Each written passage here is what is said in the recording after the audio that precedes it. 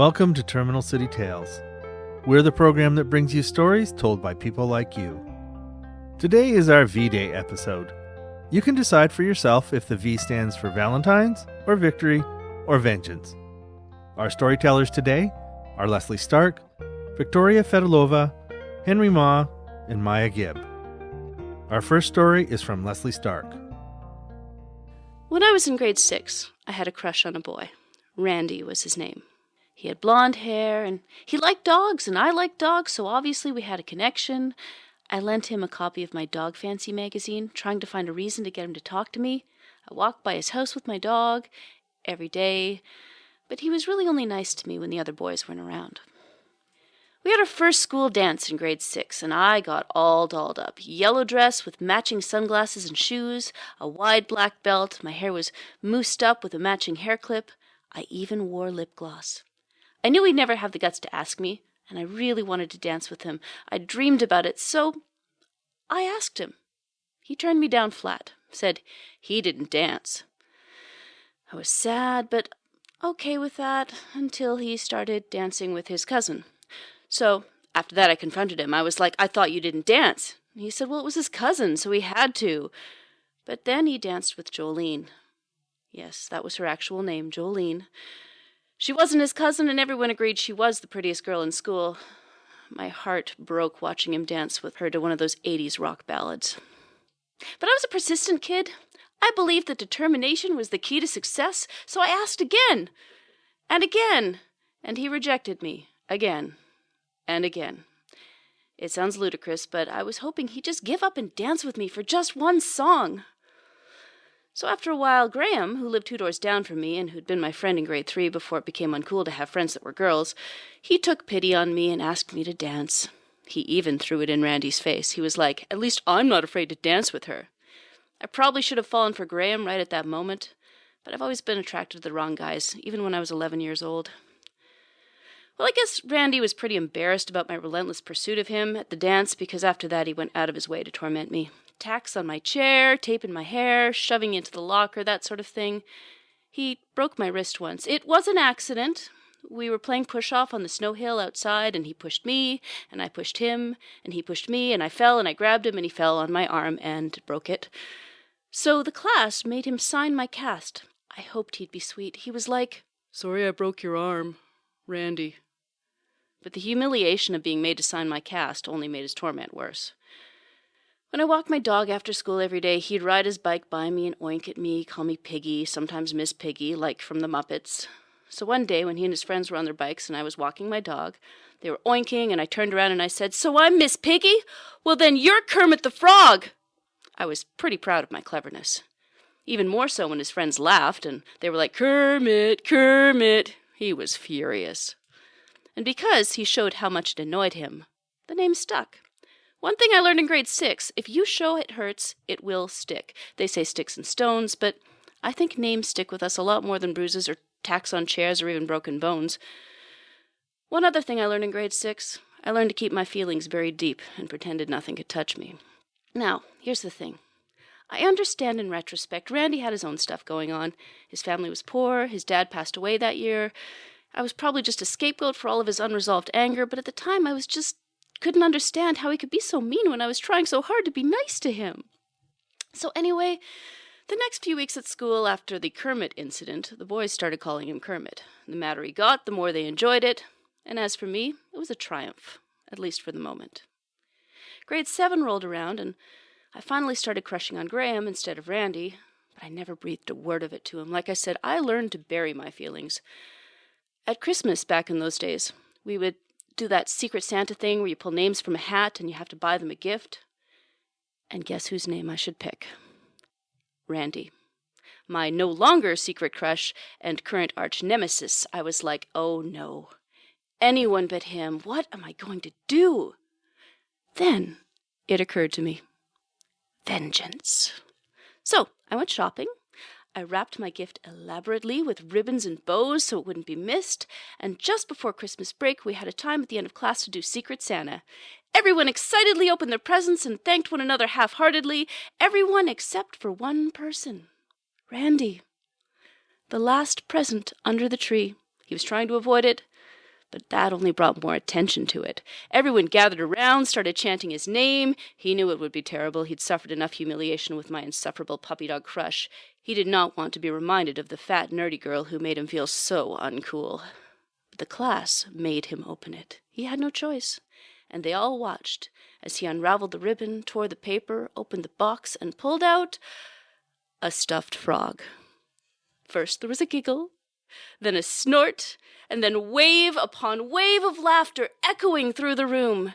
Randy holding a stuffed frog, me enjoying for once the triumph of the fat, nerdy girl over the boy who would become her bully. It was a beautiful moment. Years later, I saw him at his cousin's wedding, and I wasn't the chubby, nerdy girl anymore. At first, he didn't even recognize me. He was like, "Whoa, you look good." He looked pretty much the same. But the best part of the evening was when he admitted to me, finally, that people still call him Kermit. You're listening to Terminal City Tales. That was Leslie Stark. Our next story is from Victoria Fedulova. I don't date much, but when I do go on a date, I somehow get myself into some weird situations. So here's a story about the most disappointing date ever. I was going to grad school back then, and I was living in Houston, Texas. It was the second date with this guy to whom I got introduced by his mother. And I'm still friends with her. She's a lovely woman. Anyway, the first date went very smoothly. We had a coffee date, and he absolutely charmed me.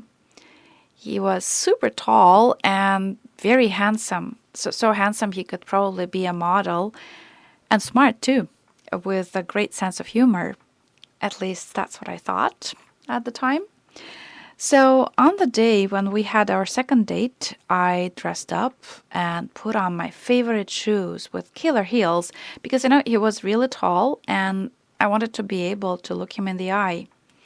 And he was going to pick me up and we were going to go to a restaurant and have dinner together.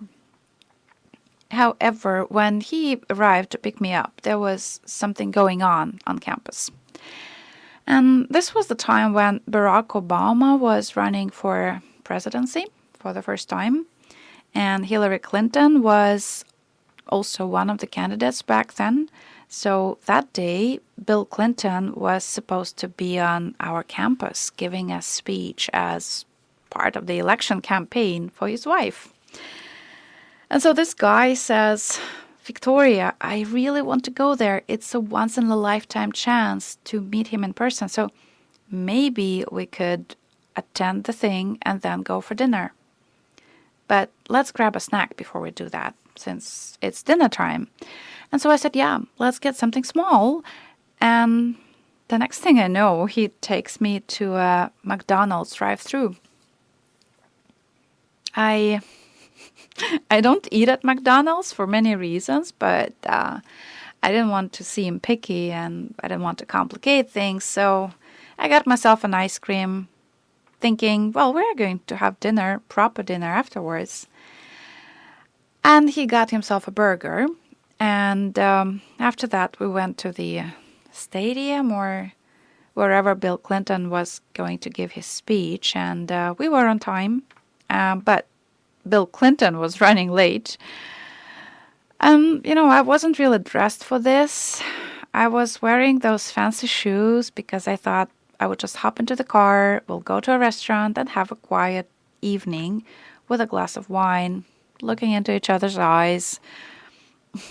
So my shoes were not super comfortable, high heels and all. And so there we were standing and waiting for Clinton to show up.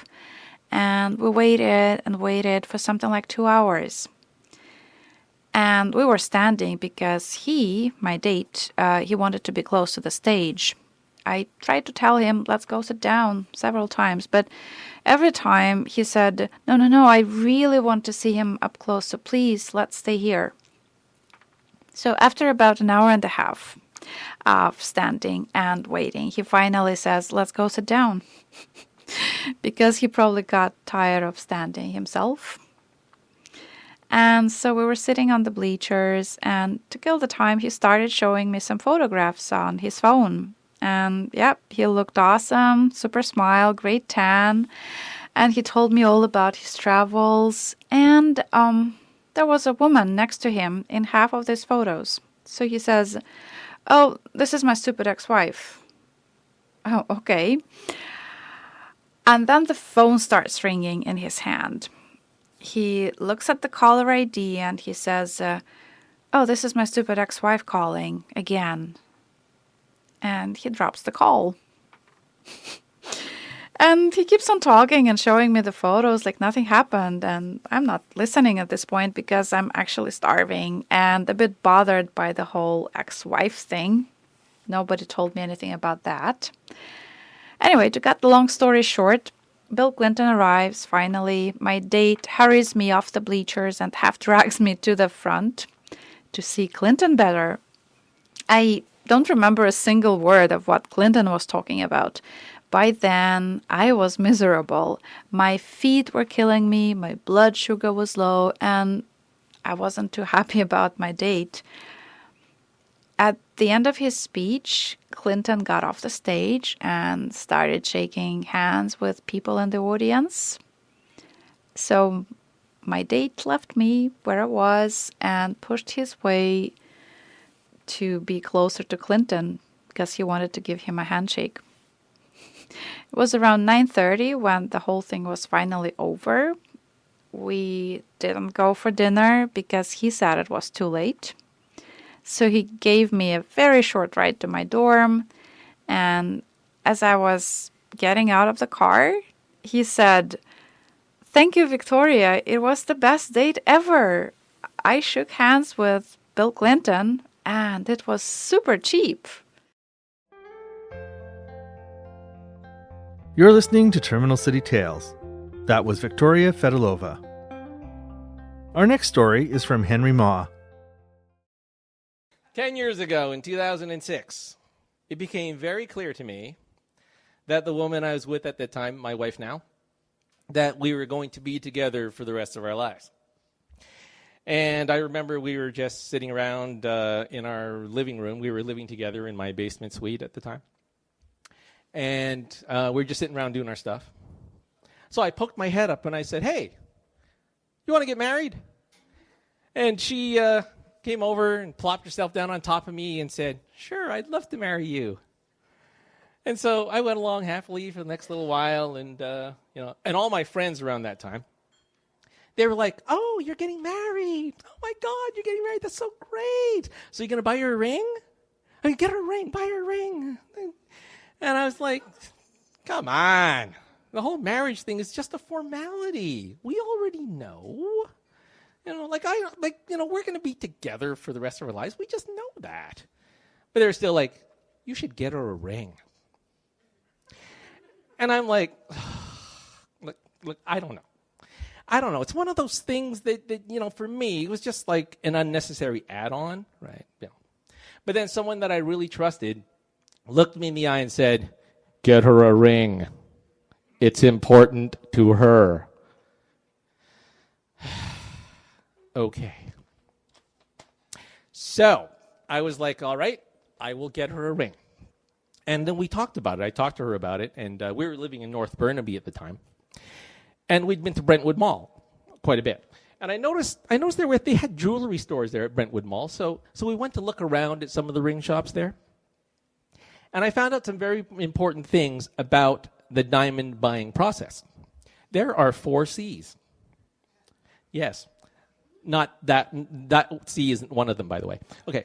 But there are 4 C's. And they're cut, clarity, color, and carat.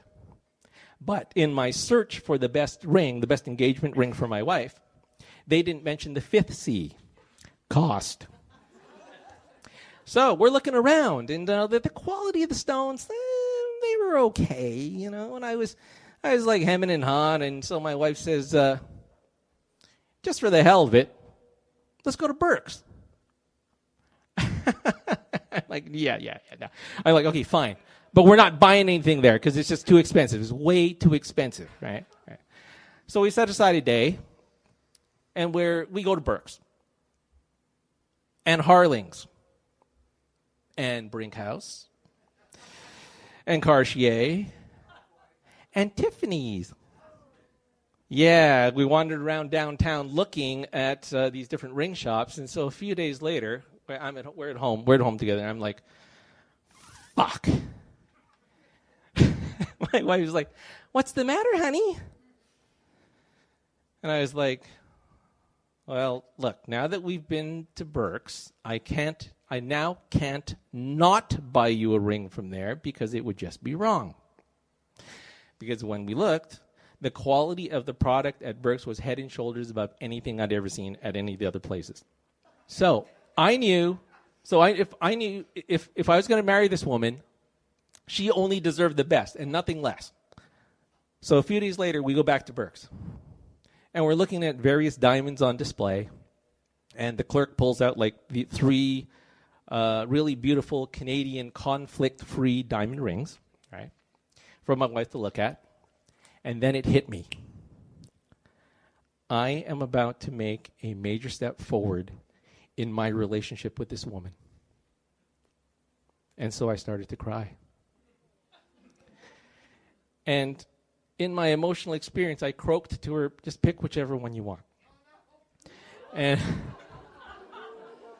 so I collect myself, and I sign all the papers. We're back in the car. We're driving home. I'm happy as a clam. And she's all quiet. So I look over to her. I say, sweetie, what's wrong? And she very meekly says, was it about the money? I stop the car, look at her, pull over, look at her, and say, no, it's because I love you. Because I made a major step forward in our relationship together. That's why I got so emotional. And for me, this was one of those peak life experiences. One of many major turning points in my life, because it's a very significant moment. And to this day, it's still one of my favorite stories to tell people, because it embarrasses the heck out of her. But she married me, and thankfully, she's willing to be with me anyway. You're listening to Terminal City Tales. That was Henry Ma. Our last story is from Maia Gibb. Well, I met my first husband in June 2006 when meeting someone online still seemed weird. I was on the online dating sites because it was time for me to date outside my type. My type were basically losers. And I'm talking about professional conspiracy theorists and people who worked in the cafeteria at the BC Ferries. So anyways, to break free of this cycle, I had to cast my net wide. I had only one dating rule, and that was to say yes to every single person who asked me out. And I noticed straight away that the man who would be my husband was different from the rest. His emails were brief, to the point, without a hint of flirtation. He wasted no time asking me out for coffee. But on the day we were supposed to meet, I was suddenly overcome with a sense of weariness at having to sit and have a conversation with someone who seemed so square. So I didn't bother showing up. And he called me 15 minutes later. So are you so weak and disrespectful that you can't cancel like a decent human being, or do you just simply lack integrity generally? I was so turned on. Being called out on my shit makes me hot. So we arranged to meet for drinks that night. And as predicted, the conversation was stilted until I asked him, so what are your post-apocalyptic skills? And I could tell he was giving the question serious thought. And from his answer, I could tell this was a man who would protect our water and our food. This was a man who would fight zombies and win. I was completely smitten. And so anyways, we moved in a couple of weeks later, and I entered a completely foreign world. He had no roommates. None of his furniture came from thrift stores. And he had not just one, but 2 matching bed sheets. He also graduated from the top of his class, which assured him a spot in the top university in the country. He chose his major solely based on earning potential. He got a full scholarship to a grad school in Paris, and then immediately landed a high-paying job. And by the time I met him, he was mortgage-free. While I, on the other hand, had just quit my union job to hitchhike across Canada with a guy who'd been receiving telepathic messages from Alanis Morissette's album Jagged Little Pill that he was supposed to meet her in Toronto and impregnate her. So, of course, I said yes. I relished in my free-spiritedness through my 20s and 30s, but now I wanted what he had: security, professional competency, economic success. So I found a decent-paying job which required me to wear pantyhose in an airless cubicle. But it was the beginning of our relationship, so my days were peppered with these cute little phone calls just meant to check in. His phone call went something like this: I just got another promotion and a huge pay raise. I think we should book that holiday somewhere. Whereas my conversations went like, you will never believe it. I just got a call from someone at WestJet and I just won a holiday for a resort somewhere in Cancun. I just had to give him my credit card information and some of our banking stuff. Then my husband would spend the rest of the afternoon canceling those cards and convincing the bank to reverse the charges. After a few years of trying and failing to succeed in the 9-to-5 world, I found myself in the throes of a full-blown midlife crisis. I had to obey the signs, or I was at risk of a total nervous breakdown. But I was so terrified that my husband would finally lose all confidence in me that I created a spreadsheet which clearly outlined how it was more cost-effective to prevent me from going crazy than to actually let me go crazy. He reviewed the numbers and agreed that, yes, I could quit my job. But then a funny thing happened. After watching me land a few freelance contracts which paid the bills, but also allowed me to go for midweek hikes and afternoon coffees with friends, I could see him beginning to question his own career choices. He wanted to try something new. So I encouraged him to look deep and try something he'd always wanted to do but was too afraid to try. Well, what if it doesn't work out? Don't worry, we'll be fine. Just imagine what your life could be like if you were doing something that truly thrilled you. So he settled on day trading. He read books, he followed blogs, he researched and tested systems, and at night we would lie together and he would explain details of his new hobby, and I would pretend to understand what he was talking about. But then out of the blue, he suddenly stopped talking to me. He would come home, he would start slamming doors. At night, he would just roll over and go to sleep. And I let this go on for about 2 weeks, and then I was like, what is going on with you? He didn't talk for a while. In fact, he couldn't even look at me. I bet on some options, and I lost it all. What do you mean, all? I mean everything. All of our life savings, everything is gone. I couldn't speak.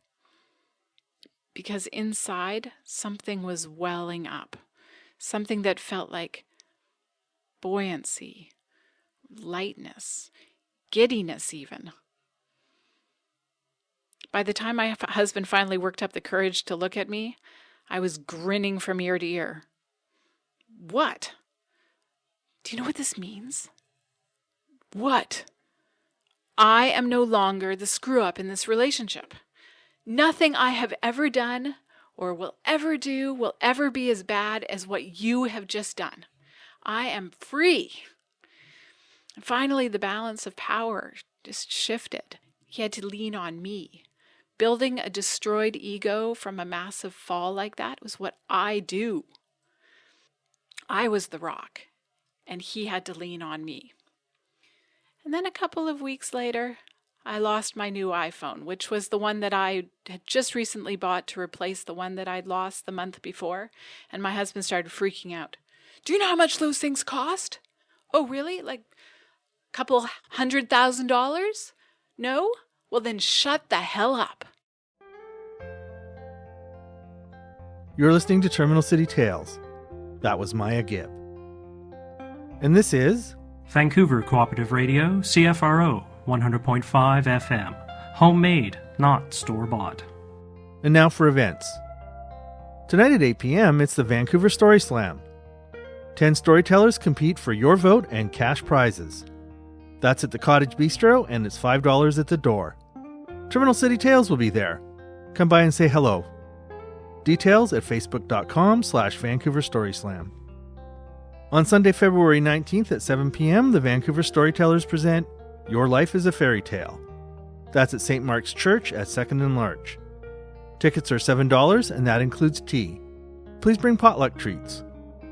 Details at www.vancouverstorytellers.vcn.bc.ca. On Friday, February 24th at 7 p.m., it's Tinder Tales Live. Daters, storytellers, and comedians confess their most outrageous Tinder tales and other online dating disasters. It's live on stage at the Fox Cabaret.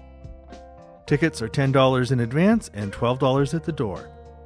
Details at facebook.com/TinderTalesLive. On Tuesday, February 28th at 11 a.m., it's the Story Circle for Adults. Story Circle is a monthly drop-in program for adults with developmental disabilities, their families, friends, and caregivers. That's at the Terry Solomon branch of the Vancouver Public Library. Details in the events section of the VPL website. On Wednesday, March 1st at 7 p.m., it's the Flame Planetarium Edition. This month's location is the H.R. McMillan Space Center. Tickets are $20 on Eventbrite, and they sell out fast. Details at facebook.com/groups/Flame Vancouver. We'd also like to give a shout out to our sister co-op radio program, The Storytelling Show.